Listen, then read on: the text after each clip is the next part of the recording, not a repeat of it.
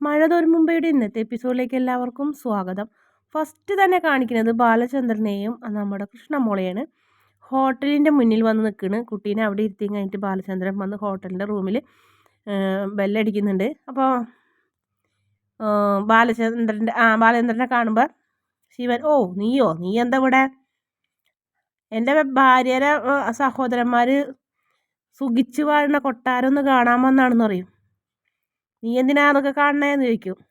കാണണമല്ലോ, പെങ്ങളുടെ വിവരം അറിയാനും വിശേഷങ്ങൾ അറിയാനും പെങ്ങളെ ചികിത്സിക്കാനും മറ്റുള്ള കാര്യങ്ങൾക്കും വേണ്ടി പാവങ്ങൾ റൂം എടുത്ത് ഇവിടെ താമസിക്കല്ലേ എന്ന് പറയും. ഒന്ന് കണ്ടിരിക്കാമല്ലോ എന്ന് പറയും. നീ എന്താടാ ഞങ്ങളെ കളിയാക്കടാ? നിൻ്റെ വീട്ടിൽ നിന്ന് കൊണ്ടായിട്ടൊന്നുമല്ലല്ലോ ഞങ്ങൾ ബില്ല് കൊടുക്കണേന്ന് പറയും. വേണ്ട, അത്തരം വർത്താനൊന്നും വേണ്ട. കാരണം നിങ്ങളിവിടെ പെങ്ങളെ പേരും പറഞ്ഞ് റൂം എടുത്ത് നിങ്ങൾക്ക് പെങ്ങളെ എവിടെയൊക്കെ എടുക്കണേന്നറിയോ? പെങ്ങൾക്ക് എന്തൊക്കെ ചികിത്സകളുണ്ടെന്നറിയോ? ബ്ലഡ് ടെസ്റ്റ് ചെയ്യുന്ന സ്ഥലം അറിയോ? സ്കാനിങ് ഭാഗം അറിയോ? ഒന്നും അറിയില്ല എന്ന് പറയും. നീ എന്താ ഞങ്ങളെ കളിയാക്കണമെന്ന് ചോദിക്കും. രാജീവനപ്പോൾ ഒരു പുച്ഛത്തോടെ അവിടെ തന്നെ കിടക്കണ്, ബഹുമാനത്തോടൊന്നും എഴുന്നേൽക്കുന്നൊന്നുമില്ല. ഭയങ്കര ദേഷ്യം. ഞാൻ അതിനൊന്നും വന്നതല്ല. എൻ്റെ മോളെവിടെ? അലീന. നിൻ്റെ മോളെന്താ ഞാൻ പോക്കറ്റിലിട്ടുണ്ട് കിടക്കണോ എന്ന് ചോദിക്കും ശിവൻ. ശിവേട്ടാ വേണ്ട, നിങ്ങളറിയാണ്ട് അവൾക്കൊന്നും സംഭവിക്കില്ല എന്ന് എനിക്കറിയാം. ഞാനൊരു കാര്യം പറയാം. അവൾക്കൊരു പോറലെങ്കിലും ഏറ്റിട്ടുണ്ടെങ്കിൽ നിങ്ങളെ മൊത്തത്തിൽ പച്ചയ്ക്ക് ഞാൻ കത്തിക്കുമെന്ന് പറയും. നിനക്ക് നാണില്ലേടാ പഴയ ബന്ധത്തിൽ ആ വിഹിതത്തിലുണ്ടായ മോളെ പൊക്കി പിടിച്ചും കഴിഞ്ഞിട്ട് നടക്കാൻ, ഞങ്ങളെ മുന്നിലേക്ക് വരാൻ എന്നൊക്കെ ചോദിക്കും രാജീവൻ വന്നിട്ട്. ഞാനൊരു കാര്യം പറയാൻ വേണ്ടി വന്നതാ. ഞാൻ പോലീസിൽ കംപ്ലയിൻറ്റ് ചെയ്യാൻ പോകുന്നു പറയും. അപ്പോൾ ശിവേട്ടൻ പറയും, നീ പോലീസിൽ കംപ്ലയിൻറ്റ് ചെയ്യടാ, നീ അതിനേക്കാൾ വലിയ ആൾക്കാർ ഞങ്ങളുടെ കയ്യിലുണ്ടെന്ന് പറയും. അറിയാം നിങ്ങളിലുണ്ടാവും അറിയാം. നിങ്ങൾ പോലീസിലല്ലേ, നിങ്ങളുടെ കയ്യിൽ പോലീസല്ലേ? ഞാൻ പോകുന്നതേ കാണിച്ചു തരാം എന്താന്ന്, പിന്നെ അതൊക്കെ ഞാൻ പിന്നെ പറയാമെന്ന് പറയും. അങ്ങനെ ബാലചന്ദ്രൻ പുറത്തേക്ക് ഇറങ്ങണ്. അപ്പോൾ രാജീവൻ പറയും, നാണോ മാനോ ഇല്ലാത്തവൻ, അവിഹിതത്തിന് ഭാര്യ 23 വർഷമായിട്ട് ഭാര്യനെ വഞ്ചിച്ചും കഴിഞ്ഞിട്ട് അവൻ, അതായത് ഞങ്ങളുടെ പെങ്ങളെ വഞ്ചിച്ചിട്ട് അവൻ അവൻ്റെ കാമുകിയിലുണ്ടായ മോളെയും പൊക്കി പിടിച്ച് നടക്കണം, നാണം കെട്ടവൻ എന്ന് പറയും. അത് കേട്ടോടുകൂടി ബാലചന്ദ്രൻ തിരിച്ചു വരുന്നു, ഡോറൊക്കെ അടച്ചിട്ട് പറയും, അതെ, ചതിയുടെയും വഞ്ചനയും കഥയൊക്കെ അവിടെ നിൽക്കട്ടെ, അതിന് മുന്നേ ഞാനൊരു കഥ പറയട്ടെ, നിനക്ക് എന്താണ് അത്ര അല്ലാണ്ട് പറയാനുള്ളതെന്ന് ചോദിക്കും രാജീവൻ. പറയാമെന്ന് പറയും. 3 സഹോദരന്മാർക്ക് കൂടി ഉണ്ടായ ഒരു പെങ്ങള് മൂത്ത സഹോദരൻ്റെ വീട്ടിൽ നിൽക്കാൻ പോകുന്നു. അവിടെ വെച്ചൊരു ആളായിട്ട് പ്രേമത്തിലാവുന്നു, ഒന്നിച്ച് ജീവിക്കുന്നു, ഗർഭിണിയാവുന്നു. ഇവിടുന്ന് സഹോദരന്മാർ ചെല്ലുമ്പോൾ പെങ്ങൾ പൂർണ്ണ ഗർഭിണി. രായ്ക്ക് രായ്മാനം പെങ്ങളെ തിരുവനന്തപുരത്ത് കൊണ്ടുവരും. അവിടെ നിന്ന് ഒരു നഴ്സിംഗ് ഹോം, ഒരു ചെറിയൊരു ക്ലിനിക്കിൽ കൊണ്ടുപോയി പ്രസവം നടത്തും. എന്നിട്ട് ആ കുഞ്ഞിനെ അനാഥാലയത്തിൽ കൊണ്ടുപോയി ഉപേക്ഷിച്ച്, എന്നിട്ട് ഒരു വർഷം കഴിഞ്ഞപ്പോൾ ആ പെണ്ണിനെ ഒരു ഹതഭാഗ്യൻ്റെ തലയിൽ കെട്ടിവെച്ച് കൊടുത്തു. അതൊക്കെ കേൾക്കുമ്പോൾ രാജീവൻ ഇങ്ങനെ ആകെ ഞെട്ടാണ്. ആഗ്രയിലേക്ക് പോയ പെങ്ങളെന്നും കൂടെ പ്രത്യേകിച്ച് എടുത്ത് പറയുന്നുണ്ട്. ഞെട്ടി തെരിച്ച് നിൽക്കുന്ന രാജീവനും ശിവനും. ഇനി ഒന്നും കൂടി പറയാനുണ്ട്. ആ പെങ്ങളുടെ പേരാണ് വൈജയന്തി. ആ തറവാടാണ് കൈതയ്ക്കൽ മാളിക വീട്, കൊല്ലപ്പള്ളിയിലെ. ആ മഹാന്മാരുടെ പേര് ഞാൻ പറയട്ടല്ലോ എന്ന് ചോദിക്കും.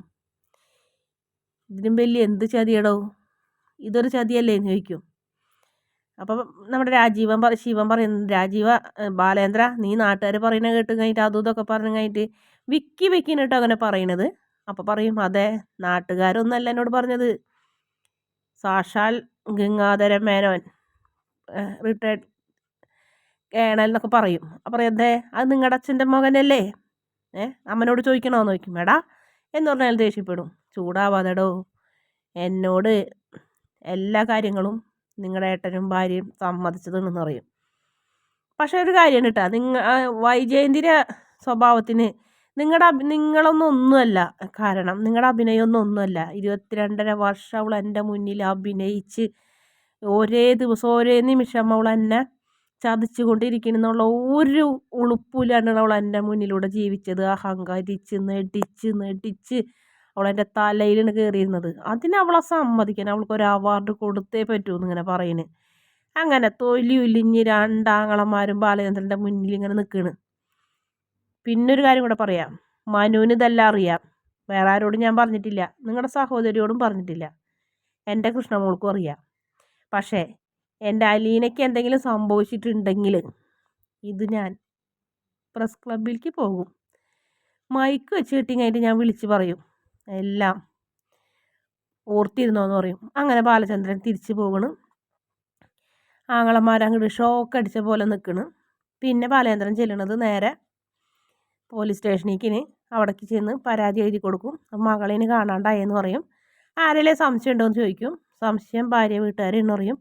അതെന്താ അങ്ങനെ, അവർക്ക് തൻ്റെ മകൾ എന്ത് ചെയ്യാനാണെന്ന് പറയും. സാർ അതിൽ ഞാൻ എല്ലാതും എഴുതിയിട്ടുണ്ട്, അതൊന്ന് വായിച്ചു നോക്ക്, അപ്പോൾ സാറിന് എല്ലാം മനസ്സിലാവും എന്ന് പറയും. എന്നാൽ ശരി ബാലചന്ദ്രൻ പൊക്കോ, പേടിക്കേണ്ട, ഞാൻ വേണ്ടത് ചെയ്യാം, ഇപ്പം തന്നെ ഞാൻ അതിന് വേണ്ടി ഇറങ്ങാമെന്ന് പറയും. ആ ശരി എന്ന് പറയും.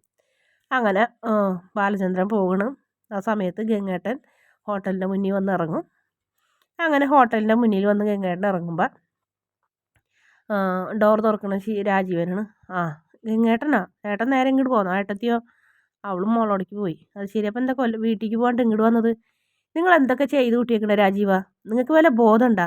നിങ്ങൾ ചെയ്യണ എന്താണെന്ന് നിങ്ങൾക്ക് വല്ലത് അറിയോ എന്നൊക്കെ ചോദിക്കും. ശിവൻ എന്തേന്ന് ചോദിക്കും. ചേട്ടൻ പോരുന്ന് പറയും. അപ്പോഴത്തേനും ശിവൻ ഇങ്ങനെ ആടി ആടി വരുന്നു. ആ ചേട്ടൻ വന്നോന്ന് ചോദിക്കും. നീ എവിടെ പോയതാന്ന് ചോദിക്കും. ഞാൻ ദേ ബാറിൽ 2 ബീർ അടിക്കാൻ. ഒരു സ്വസ്ഥതയും സമാധാനം ഇല്ലല്ലോ എന്ന് പറയും. അതെ, ഉണ്ടാവില്ല. നിങ്ങൾ എന്തൊക്കെ കാണിച്ചു കൂട്ടിയേക്കണേ? അതാ ചേട്ടൻ എന്തിനാ അവനോട് ആവശ്യമില്ലാത്ത കാര്യങ്ങളൊക്കെ പറഞ്ഞു കൊടുത്തത്? ഞങ്ങൾ അവൻ്റെ മുന്നിൽ നിന്ന് നാണം കെട്ട്. പാവം ചെയ്ത തെണ്ടിത്തരത്തിനേക്കാളും വലിയ തെണ്ടിത്തരമാണ് പാവം വിളിച്ച് പറഞ്ഞത്. വൈദ്യരെ എല്ലാ കഥകളും ചേട്ടനും ചേട്ടത്തിയും കൂടെ അവനോട് വിളിച്ച് പറഞ്ഞെന്ന് പറഞ്ഞു. എടാ പിന്നെ ഞാൻ എന്ത് വേണമായിരുന്നു? എല്ലാ സത്യങ്ങളും അറിഞ്ഞിട്ട് എൻ്റെ വീട്ടിൽ വന്നവൻ എന്നെക്കൊണ്ട് എല്ലാം പറയിപ്പിച്ചതാ. പിന്നെ ഞാൻ എന്ത് വിളിച്ചേക്കാനുള്ളത്? എല്ലാം അവൻ്റെ കൺമുന്നിൽ വ്യക്തമായിട്ടാണ് അവൻ അങ്ങോട്ട് വന്നേന്ന് പറയും. എന്നാൽ പിന്നെ ചേട്ടൻ ഞങ്ങളോടൊരു വാക്ക് പറയണ്ടായിരുന്ന, എന്നാൽ പിന്നെ ഇത്രയും പ്രശ്നങ്ങളൊക്കെ ഇവിടെ ഉണ്ടാവുമായിരുന്നു എന്ന് ചോദിക്കും. എന്നാലും പ്രശ്നങ്ങളൊക്കെ തന്നെയാടാന്ന് പറയും. ചേട്ടൻ നിഷേധിക്കായിരുന്നില്ലേ, അങ്ങനെ ഒന്നും ഇല്ല എന്ന് പറഞ്ഞിട്ട് എന്ന് പറയും ശിവൻ. നിഷേധിക്കാൻ ഒരു നിവർത്തിയില്ല മോനെ, കാരണം വൈദ്യ പ്രസവിച്ച പെൺകുട്ടി ജീവനോടെ ഉണ്ടെന്ന് പറയും, മരിച്ചിട്ടൊന്നുമില്ല എന്ന് പറയും. വൈദ്യയുടെ മോള് ജീവനോടെ ഉണ്ടെന്നോന്ന് പറയും. ജീവനോടെ ഉണ്ടെന്ന് മാത്രമല്ല, നിങ്ങളുടെ കൺമുന്നിലുണ്ടെന്ന് പറയും. കൺമുന്നിലോ? ചേട്ടൻ എന്തൊക്കെയാ ഈ പറയണേന്ന് ചോദിക്കും. അതെ, അങ്ങനെ തന്നെയെന്ന് പറയും. ബാലചന്ദ്രൻ ആരാന്നാ നിങ്ങളുടെ വിചാരം? അവൻ നല്ല മാന്യനാണ്, അവൻ ഒരു പെണ്ണുങ്ങളെത്തിക്കും പോയിട്ടില്ല, അവൻ അങ്ങനെ ഒരു മോളും ഇല്ല എന്ന് പറയും. ചേട്ടൻ എന്തൊക്കെയാ പറയുന്നേ? കഴിഞ്ഞു പോയ കാര്യങ്ങളൊക്കെ ചേട്ടൻ ഞങ്ങളോട് പറഞ്ഞിരുന്നെങ്കിൽ ഇങ്ങനെയൊക്കെ സംഭവിക്കായിരുന്നു എന്ന് ചോദിച്ച്. ഞാൻ എന്തിട്ടാ ചെയ്തത്? ഞാൻ അന്ന് വന്നതാണ്, അവൻ അറ്റാക്ക് എന്ന് പറഞ്ഞപ്പോൾ വന്നതാണ് അവനെ കാണാൻ. അന്ന് ഞാൻ വിചാരിച്ചു അവൻ ബെഡ്റൂം മാത്രമല്ല മാറിയുള്ളൂ, വേറൊരു തെറ്റും അവൻ ചെയ്തിട്ടില്ലല്ലോ. അവൻ വൈജോട് കാര്യങ്ങളൊന്നും പറഞ്ഞിട്ടില്ല. വൈജോട് ഇത്തിരി വെറുപ്പ് കാണിച്ച്, അത് പിന്നെ എന്താ കാണിക്കൊണ്ടൊരു കുഴപ്പം? പിന്നെ അവളെയും കെട്ടിപ്പിടിച്ച് അവിടെ കിടക്കണമായിരുന്നോ? അത്രയും വലിയ ചതി ചെയ്തിട്ട് നമ്മളോട് തന്നെ അവൻ മിണ്ടണത് തന്നെ ഭാഗ്യം എന്ന് വിചാരിച്ചാൽ മതി. പിന്നെ ആ ദേഷ്യം മാറുമ്പോൾ അവൻ അവളെ സ്നേഹിച്ച് തുടങ്ങും എന്നാണ് ഞാൻ കരുതിയത്. അതുകൊണ്ട് തന്നെയാണ് ഞാൻ സമാധാനത്തോടെ തിരിച്ചു പോയത്. പക്ഷെ എല്ലാം നിങ്ങൾ നശിപ്പിച്ച്. നിങ്ങൾ മാത്രമല്ല, അവളും അഹങ്കാരിയാണ്. അവളും കൂടി ഇതൊക്കെ ചെയ്തതെന്ന് പറയും. പിന്നെ ബാലചന്ദ്രന് ഇപ്പം ഒരു കച്ചിത്തുരുമ്പായി നിൽക്കുന്നത് അലീനയാണ്. അലീന ബാലചന്ദ്രൻ്റെ മകളല്ല, വൈജയന്തിയുടെ മകളാണെന്ന് പറയും. അങ്ങനെ രാജീവനും ശിവനും അങ്ങോട്ട് ഞെട്ടിധരിക്കുന്നു. വിളറി വെളുത്ത്, അലീന വൈജയൻ്റെ മോളോ? അതെ, വൈജയന്തിയുടെ മോളാണ്. അച്ഛനും രാവണ്യങ്ങളും കൂടെ അവളെ ആ കുഞ്ഞിനെ അനാഥാലയത്തിൽ കൊണ്ട് തള്ളിയത് മരിച്ചെന്ന് നമ്മളോട് നുണ പറഞ്ഞതായിരുന്നു. ആ കുട്ടീനെ വളർന്നു വലുതായി ഇന്ന് ബാലചന്ദ്രൻ്റെ വീട്ടിൽ നിൽക്കുന്ന അലീന നിങ്ങൾക്കറിയോ എന്ന് ചോദിക്കും. അങ്ങനെ അവർക്കൊന്നും മിണ്ടാൻ പറ്റണില്ല. ആകെ ഷോക്കായി. നിങ്ങൾ എന്തുട്ടാണ് ചെയ്തത്? അതിപ്പോൾ തന്നെ സ്റ്റോപ്പ് ചെയ്യേ. ഇനിയെങ്കിലും പറ, അലീന എവിടെയുണ്ടെന്ന് പറയണം. ഇനി ബാലചന്ദ്രന് അവൾക്ക് എന്തെങ്കിലും സംഭവിച്ചിട്ടുണ്ടെങ്കിൽ മൊത്തത്തിൽ നിങ്ങളെ മൊത്തം കത്തിക്കവൻ. അത്രയ്ക്ക് ദേഷ്യമായിട്ടും അവൻ സഹികെട്ടും അപമാനം കൊണ്ട് ജീവിക്കുന്ന ഒരു മനുഷ്യനാണ്. സ്വന്തം ഭാര്യ ചതിച്ച്, ബന്ധുക്കൾ ചതിച്ച്, നിങ്ങൾക്കറിയാം ആ പെൺകുട്ടീനെ അവൻ സ്നേഹിച്ച് അവിടെ നിൽക്കണമെന്നൊക്കെ പറയും. അവൻ ആ പെൺകുട്ടിയെ സ്നേഹിക്കേണ്ട കാര്യമുണ്ടോ? കൂടെ നിർത്തേണ്ട കാര്യമുണ്ടോ? അലീന വൈജയന്തിൻ്റെ മകളോ? ചേട്ടൻ എന്തീ പറയണേന്ന് ചോദിക്കും. അതെ, അച്ഛൻ മനഃപൂർവ്വം പോയി കൊണ്ടുവന്നാണ് ഇതെന്ന് പറയും. അങ്ങനെ ആകെ ഷോക്കായിട്ട് നിൽക്കണ്. അതിനുശേഷം പിന്നെ കാണിക്കുന്നത് നമ്മുടെ ബാലേന്ദ്രൻ്റെ വീട്ടിലേക്ക് മാപ്പ് പറയാൻ വേണ്ടി 3 സഹോദരന്മാരും കൂടി ചെല്ലണ്. നമ്മുടെ കൃഷ്ണമോള് മാസമായിട്ട് കൈ അങ്ങോട്ട് തടഞ്ഞിട്ട്, എവിടേക്കാ നിങ്ങളെ 3 പേരും ചീത്തയെന്ന് പറയും. നിങ്ങൾ ഇങ്ങോട്ട് വരണ്ടാന്ന് പറയും. പക്ഷേ എന്തുകൊണ്ടോ പിന്നെ അകത്തൊക്കെ കയറുന്നുണ്ട്. അകത്ത് കയറി ബാലചന്ദ്രനോട് ശിവനും രാജീവനൊക്കെ മാപ്പ് പറയുന്നുണ്ട്. വൈജയനോട് ഇതൊന്നും പറയരുതെന്ന് പറയും. വൈജയനോട് ഇത് പറഞ്ഞാൽ ഞാൻ ജീവിച്ചിരിക്കില്ല ശിവേട്ട എന്നിങ്ങനെ ബാലചന്ദ്രൻ വിഷമത്തോടെ പറയുന്നു. അങ്ങനെ അലീനനെ കുറിച്ചൊന്നും കാണിക്കുന്നില്ലെങ്കിലും നമ്മുടെ അവർ തമ്മിലുള്ളൊരു പിണക്കത്തിന് ഒരു അറുതി വരുന്നൊരു ഭാഗമാണ് പ്രൊമോയിലും കൂടി കാണിക്കുന്നത്. വീഡിയോ ഇഷ്ടപ്പെടുകയാണെങ്കിൽ ചാനലൊന്ന് സബ്സ്ക്രൈബ് ചെയ്ത് സപ്പോർട്ട് ചെയ്യണേ.